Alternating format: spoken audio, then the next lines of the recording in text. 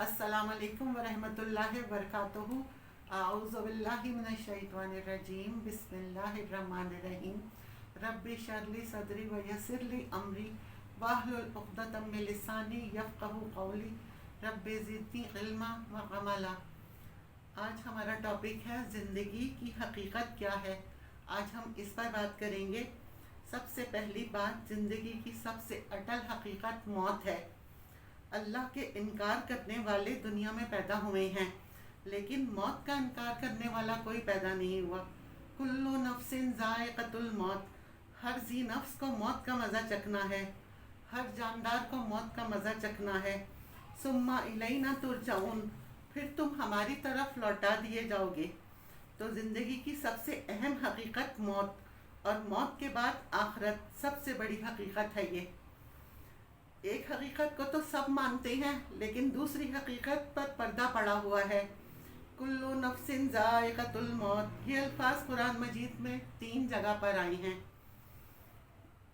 हर जानदार को मौत का मज़ा चखना है। अम्बिया इससे मुतसन्ना नहीं रहे, रसूल इससे मुतसन्ना नहीं रहे, औलिया अल्लाह इससे मुतसन्ना नहीं रहे। वक्ती तौर पे इससे इस्तिस्ना हज़रत ईसा अलैहिस्सलाम को है, क्योंकि वो अभी ज़िंदा हैं। लेकिन ईसा अलैहिस्सलाम को भी मौत आएगी। हज़रत ईसा अलैहिस्सलाम भी इससे मुतसन्ना नहीं रहेंगे। कुल्लु नफ्सिन ज़ाइक़तुल मौत व नब्लुकुम बिश्शर्रि वल खैरि फितना व इलैना तुरजाऊन। हर जानदार को मौत का मज़ा चखना है, और इससे पहले पहले हम तुम्हें आजमाते रहेंगे।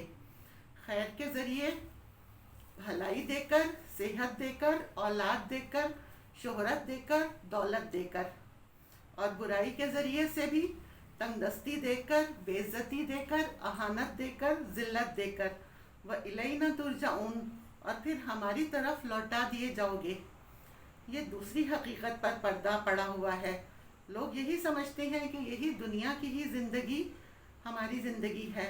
कुरान कहता है असल ज़िंदगी तो आखिरत की ज़िंदगी है। सूरह आले इमरान में है, कुल्लु नफ्सिन ज़ाइक़तुल मौत व इन्नमा तुवफ़्फ़ौना उजूरकुम यौमल क़यामा।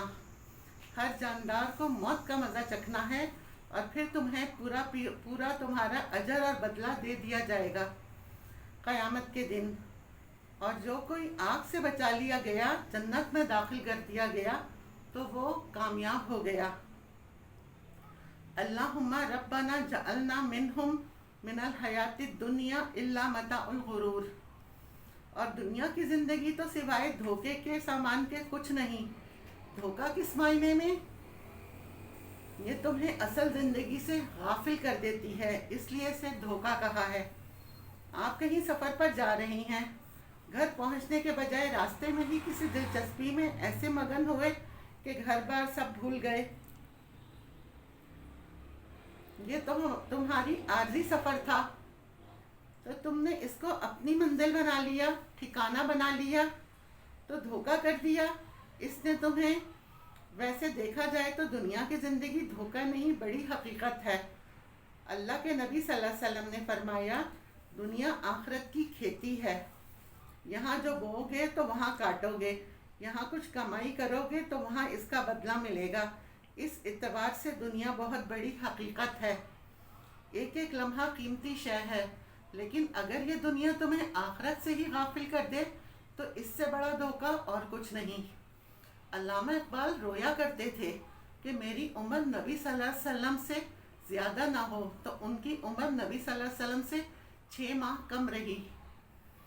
बाज़ लोगों का ये नज़रिया होता है कि जो कुछ है वो दुनिया की ही ज़िंदगी है, तो वो भरपूर एंजॉयमेंट करते हैं कि मज़े कर लो, मर के मिट्टी हो जाओ। शायद इसलिए लोगों का ये व्यू बन चुका है कि पार्टी कर लो, जितना फ़ायदा उठा सकते हो उठा लो, बाकी चीज़ें वो लोग इग्नोर कर देते हैं। जो असल काम हम करने आए हैं ज़िंदगी में, वो कर नहीं रहे हैं। जो ये समझता है कि सिर्फ बुढ़ापे में ही जाकर मौत आएगी या मरने के बाद कोई हिसाब किताब नहीं होगा, तो ये सोच कतई गलत है। जो ये समझता है कि दुनिया में जो करना है वो कर लो, कोई पूछगछ नहीं होगी, ये सोच भी बिल्कुल गलत है। अल्लाह के नबी सल्लल्लाहु अलैहि वसल्लम ने फरमाया कि मौत के घेरे से तुम बच नहीं सकते। ہماری پوری زندگی ایک امتحان ہے. جب آپ اس سوچ کے ساتھ زندگی گزارو گے تو بہادر بنو گے، اور یہ ساری بہادری اللہ سبحانہ و تعالیٰ کی طرف سے ہے.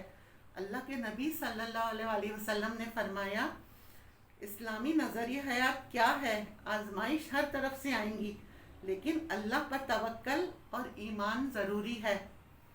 اللہ کی ربوبیت پر یقین رکھیں. اس کائنات کو چلانے والا سمیع البصیر اللہ تعالیٰ ہے. وہ جو میرا دوست ہے، میرا ولی ہے. اللہ ولی الذین آمنوا یخرجہم من الظلمات الی النور. اللہ اہل ایمان کا ولی ہے، ساتھی ہے. کتنے دکھ، کتنی محنت، کتنی مشقت ہے جو انسان کا مقدر ہے. قرآن مجید میں ہے لا اقسم بہذا البلد وانت حل بہذا البلد ووالد وما ولد لقد خلقنا الانسان فی کبد. ہم نے انسان کو مشقت میں پیدا کیا. یہ مشقت ہر انسان کا مقدر ہے. اللہ تمہیں سلامتی کی دعوت دیتا ہے اور جس کو چاہے یہ راہ دکھا دیتا ہے. صراط مستقیم وہ سیدھا راستہ جو انسان کو جنت تک پہنچاتا ہے. اللہ جسے چاہتا ہے وہ راستہ دکھاتا ہے. للذین احسنوا الحسنی و زیادہ. جو لوگ اس راستے پر چل پڑتے ہیں اور اچھے کام کرتے ہیں ان کے لیے جواباً بھی بھلائی ہے. جنہوں نے احسن کیا ان کے لیے حسنہ ہے، عدلے کا بدلہ، اور زیادہ کیونکہ اللہ کا فضل بڑا ہے اس لیے زیادہ ہے. تو اس لیے وَلَا يَرْهَقُ وُجُوهُهُمْ قَتَرٌ وَلَا ذِلَّةٌ. ایسے لوگوں کے چہرے پر نہ سیاہی ہوگی نہ ذلت ہوگی. اولئک اصحاب الجنہ ہم فیہا خالدون. وہ جنت والے لوگ ہوں گے جس میں وہ ہمیشہ رہیں گے. انہوں نے عارضی دنیا کی حقیقت پہچان لی تھی، اس لیے انہوں نے صرف عارضی دنیا ہی کے لیے کام نہیں کیا بلکہ اپنے اس گھر یعنی جنت کے لیے کام کیا. لہٰذا آج یہ ہمیشہ کے لیے ان کے نام ہے. اور وہ لوگ جو دنیا کی زندگی میں فریب کا شکار ہو گئے، دھوکہ کھا گئے اور اپنی من مانی کرتے رہے، صراط مستقیم پر نہیں چلے، برائی کا بدلہ برائی، زیادہ نہیں، ایک کے بدلے صرف ایک، اور نتیجاً ان کے چہرے پر ذلت اور رسوائی ہوگی. ان کے لیے اللہ کے سوا اب کوئی انہیں بچانے والا نہیں ہوگا، کوئی مددگار نہیں ہوگا. دنیا کی زندگی ہے کیا؟ ذہن میں آتا ہے باقی لوگوں کی زندگی، اوروں کی زندگی اور میری زندگی، جیسے چاہوں گزاروں. خلق الموت والحیات لیبلوکم. امتحان کس چیز کا؟ ایکم احسن عملا. اچھے کام جس کے ہوں گے. کون اس دنیا کی حقیقت سب سمجھتے ہوئے اس میں نہیں کھو جاتا، آخرت کو یاد رکھتا ہے، اپنے اصل گھر کو یاد رکھتا ہے، اس کے لیے یہ کام کرتا ہے. اگر دیکھا جائے تو مجھے جو وقت ملا ہے، یہ صلاحیتیں ملی ہیں اور جتنی بھی قابلیتیں ملی ہیں، وسائل ملے ہیں، یہ سب کچھ اس لیے تھا کہ میں ان سب کو استعمال کروں اپنے ہمیشہ کے گھر کو بنانے کے لیے. اس بات کو ذہن میں رکھ کر ہر قدم اٹھاؤں، مگر میرے قدم کہیں اور اٹھ رہے ہیں. میری کوششوں کا مرکز اور قبلہ کیا ہے؟ میری سوچ، میری فکر، میری خوشی کیا ہے؟ دنیا ضرورت تو ہے، اس لیے یہ ہاتھ میں رہے، دل میں نہ ہو. یہ سب ہماری ضرورت ہے. یہ مال و دولت، اولاد، کھانا پینا بھی ہے، پہننا اوڑھنا بھی ہے، ورنہ زندہ نہیں رہ سکتے. گھر بھی بنانا ہے، شادی بھی کرنی ہے، بچوں کو پڑھانا بھی ہے، لکھانا بھی ہے، سب اپنی جگہ. لیکن یہ سب کچھ ہاتھ میں رہے، دل میں نہ رہے. امام احمد بن حنبل سے کسی نے یہ سوال کیا تھا کیسے پتہ چلے کہ دنیا ہمارے ہاتھ میں ہے یا دل میں؟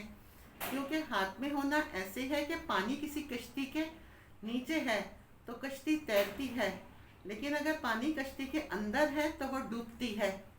اسی طرح دنیا اگر انسان کے ہاتھ میں ہے یا نیچے ہے تو انسان کامیاب ہوتا ہے، اور اگر دنیا دل میں ہے تو انسان ڈوبتا ہے. امام احمد بن حنبل سے پوچھا گیا کیسے پتہ چلے گا کہ دنیا میرے لیے کیا ہے؟ انہوں نے بہت سادہ سا جواب دیا کہ جب کچھ ملے تو خوشی نہ ہو اور جب کچھ جائے تو غم نہ ہو. دنیا میں سب کچھ ہاتھ میں آئے تو خوشی نہ ہو، اور جب چلا جائے تو غم نہ ہو، کیونکہ خوشی اور غم دل سے تعلق رکھتے ہیں. ہم سب اس پیمانے پر اپنے آپ کو پرکھیں. جب ہم کوئی خوشی ملے تو ہم اپنی عبادت چھوڑ دیتے ہیں. خوشی تو ہوگی لیکن ہمارے کام اور ہماری نماز پر اثر انداز نہ ہوگی. اسی طرح غم میں نہ تو فرائض چھوڑیں گے، نہ ہماری نمازوں پر اس کا اثر پڑے گا. ہم ایک نارمل انسان کی طرح اپنے مقصد کی طرف قدم اٹھاتے چلے جائیں. یہ نہیں کہ کسی کی موت پر اپنا عمل بھی روک کر بیٹھ جائیں. جو صحابیہ کا واقعہ تھا، انہوں نے کہا بیٹا کھویا ہے، میں نے حیا نہیں کھوئی. شوہر چلا گیا تو کیا ہوا، باپ یا بیٹا چلا گیا تو کیا ہوا، اللہ کے رسول صلی اللہ علیہ وسلم کا کیا بنا. اتنے غم میں بھی اتنا ہوش. یہ ہے حب رسول. ہمیں خوشی اور غم ملتے ہیں تو ہم اپنے رسول کی سنتوں کو ہم کتنا یاد رکھتے ہیں، جس کے اندر دنیا سے بے نیازی جتنی ہوگی. دنیا کی زندگی امتحان کے لیے دی گئی ہے، یہ ہم بھول جاتے ہیں. اس بھول کے نتیجے میں دنیا کو گھر بنا بیٹھتے ہیں، دنیا کو منزل سمجھ کے بیٹھ جاتے ہیں. اس امتحان کے لیے اللہ نے ہمیں آزادی دی تھی، مواقع بھی دیے تھے، کیونکہ اگر مواقع نہ دیے جاتے تو ہم امتحان کیسے دیتے. ہم نے اس آزادی کو غلط سمجھا کہ ہم اپنی منمانی کر سکتے ہیں. انہی حالات میں ہماری زندگی میں کوئی نہ کوئی واقعہ ایسا ہوتا رہتا ہے کہ ہم اس سے عبرت پکڑ جاتے ہیں، کیونکہ بہرحال یہ زندگی تو چلی جانے والی چیز ہے. وما علینا الا البلاغ.